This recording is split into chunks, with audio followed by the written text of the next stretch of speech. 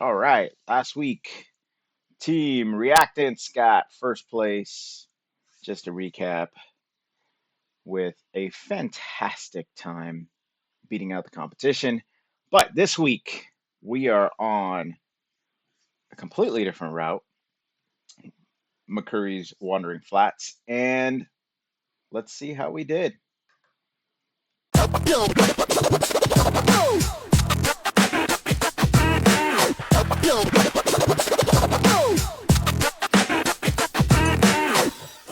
So this week we are on the Wandering Flats in McCurry, which I gotta say, if you look at the profile on this map, it looks beautifully flat. But when you actually take a look at what it really looks like, which VeloViewer does a great job of showcasing it, you'll see that not only is it rolling terrain throughout, there are a lot of areas where it is completely flat, where you're maybe undulating between 0 and 1% in the back downs, so on and so forth. But that main feature at the back half of the stage is actually the castle climb.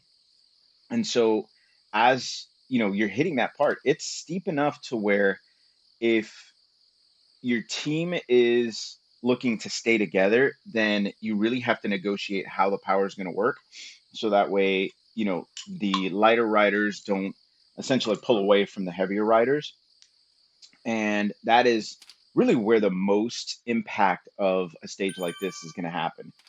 All right, so the way this stage works is we basically start off in the downhill of the back half of the castle climb, and then we work our way down and through the flats. And basically, as we're heading down this slope here, we're picking up some incredible speed. And then once we get to this flat part, we are basically, we're not really going more than 1% or 2 in terms of elevation difference, maybe 2 to 3% as we hit, some of these like downhill parts, and then we have these steep uphills here. But basically, as we go around through this route, we're going to be doing our best to maintain our speed as we rotate through. And then as we come back through this hilly S right here, through the roundabout, and then once we hit this turn here, that's where the elevation starts to ramp up.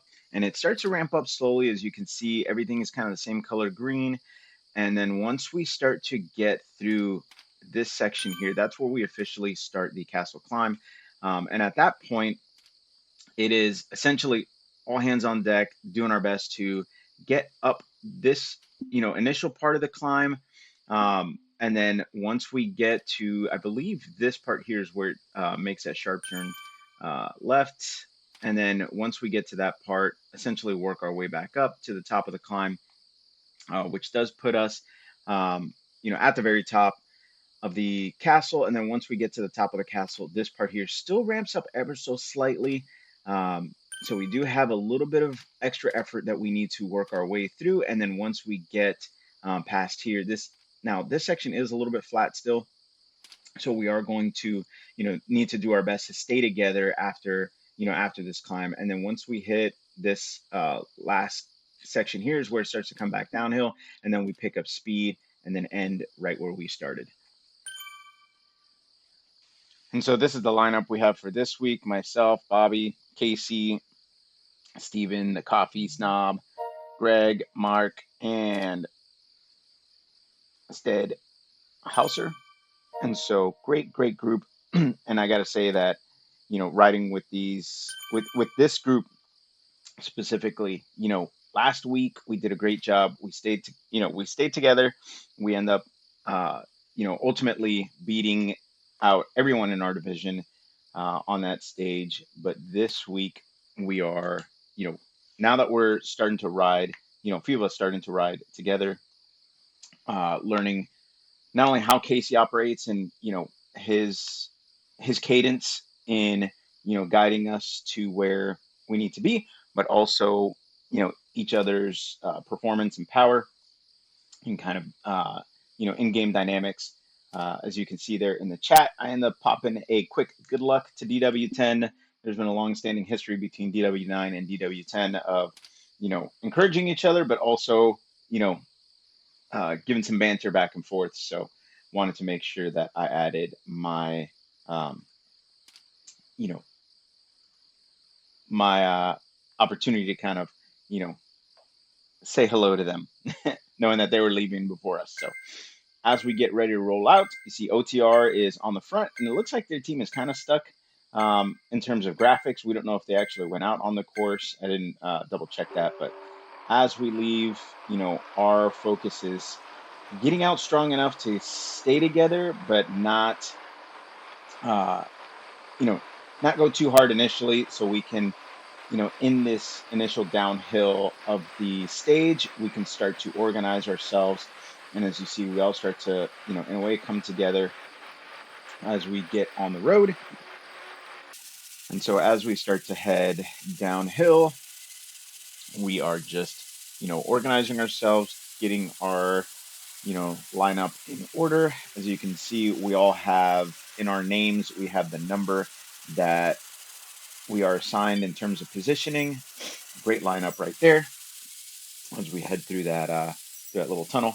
And so we are doing our best to, maintain that pace line as well as stay in our order.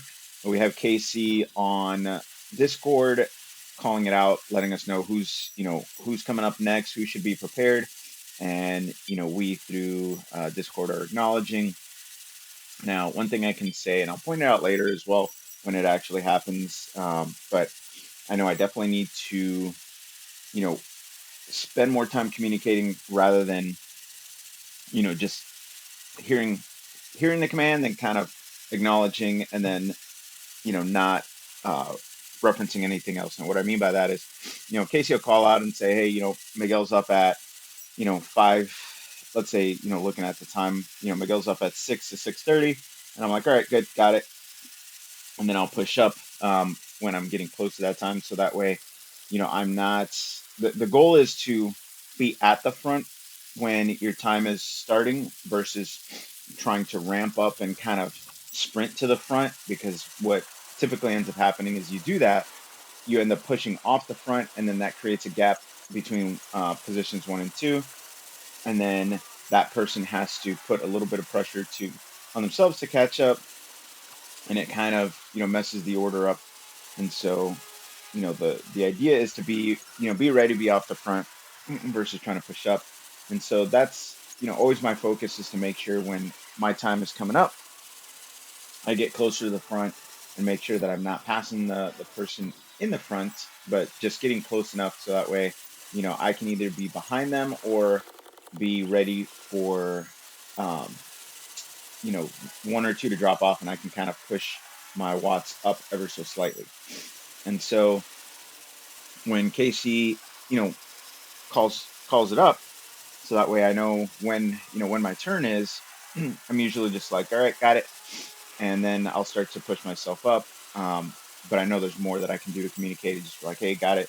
I'll be on from this time to this time, or letting people know when, these DW9 races, I've been taking 30-second turns versus minute pulls. Um, this race in particular, as you can see, we're averaging above 46 kilometers an hour. Like, we are pushing hard. You see, we start to catch up to DW10. This is why I, high five them in the chat before we started, because I knew at some point we would catch them and pass them. Um, Not because they're not a strong team, um, just race dynamics. I think their set power or their target power is a little bit lower than ours. And so eventually we end up catching them, just kind of how the teams are coordinated. And so, I know I can let the team know a little better, when I'm on my time, especially if I've got 30 seconds up on the front, I can, kind of in a way count it down. So that way the next person's prepared.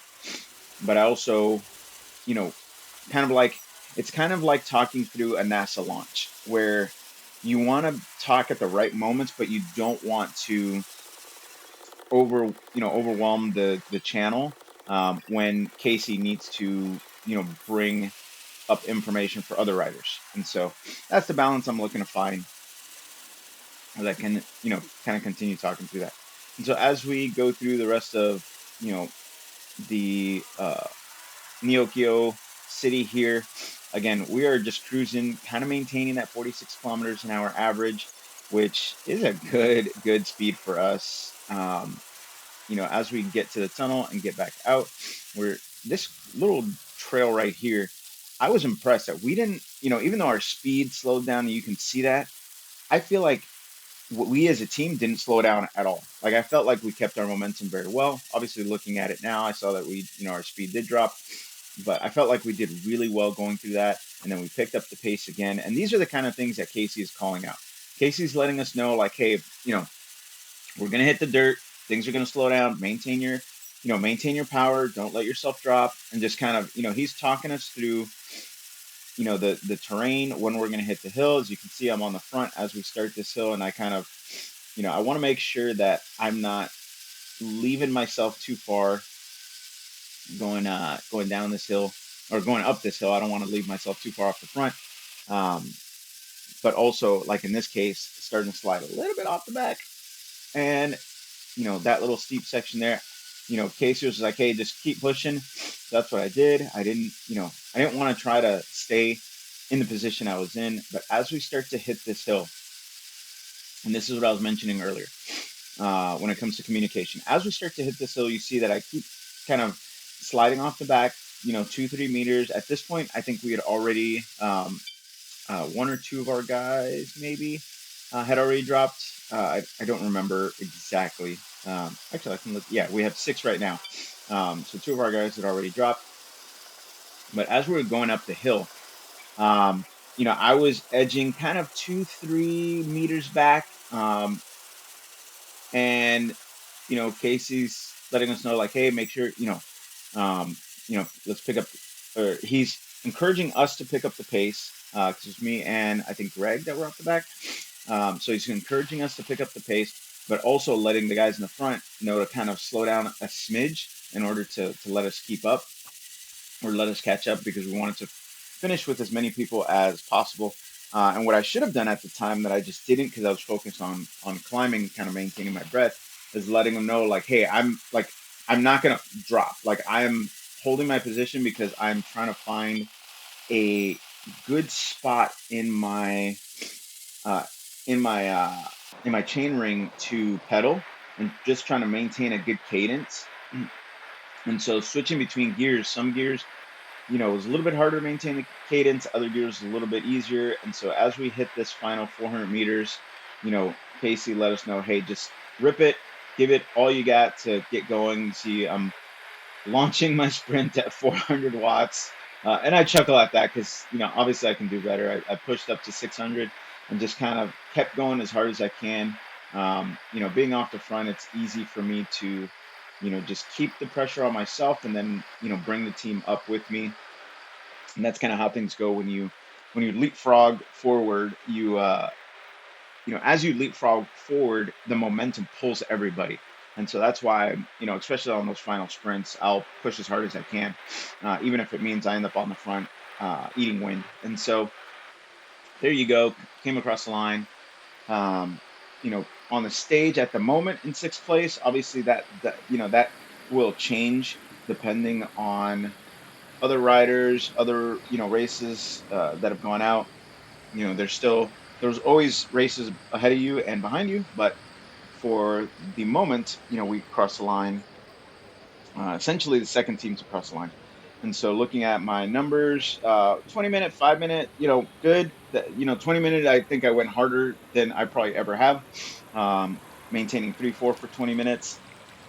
And that's really just because on the flats, we were moving. Like, we were moving. So we did not, we did not hold back, which is also why I'm not trying to do minute pulls at the moment. I'm trying to get used to this pacing, get a little bit stronger and get used to this pacing, and then I'll start doing minute pulls when I feel like I can, put that pressure on myself. And so now let's get to the results. So overall, we did awesome, netting the eighth place on the course itself. You can see this is the course records. So eighth overall on the course. I think we did a fantastic job finishing in 34:47. Uh, Essentially beat by a couple different teams, but the main team that beat us is Eat Dirt 2, which is the WTRL TTT champions. So being beat by them and the Viking Asgard team, great job for them. Great job to them. They did a fantastic job, fantastic pulls. Obviously, and being beat by essentially within the dirt team itself, dirt community, being beat by the WTRL TTT champions is for me, that's awesome. I feel like we are we're as a team getting better, getting stronger, and it's exciting to have been beaten by the world champions. So it's good knowing that we are getting that much better as we get organized, as we get stronger, that we are more competitive at a higher level. So we are coming for you, Dirt. We're coming for you, Dirt too. So great team though. Um, it's always good to have someone ahead of you to push you, motivate you to work harder. So with that being said, let's take a look at next week's race. Technically, it would be tomorrow's race because I'm going to release this on Wednesday. And so for Thursday, this is what we got lined up. We got the hilly route in Watopia, which the main feature here, which we start off with, is the Zwift KOM. Now, that is going to be a test of strength for the team to really make sure that we stay together on the Zwift KOM. And then once we get out of the back of the Zwift KOM, going through essentially going around that little mountain island, uh, wrapping around, and then going into the JW something bridge. I don't remember the exact name of it, but going through the bridge and then the S's and then back all over again. So I don't remember if that is multiple laps or just one lap. I doubt it's one lap. It's actually 3 laps of that. So 3 times up the Zwift KOM, which again, that is going to be where the team is going to concentrate the most on when it comes to effort and making sure that we stay together. And if we're going to drop anybody strategically, we want to make sure that, they're that we're doing our best to kind of, plan it out accordingly.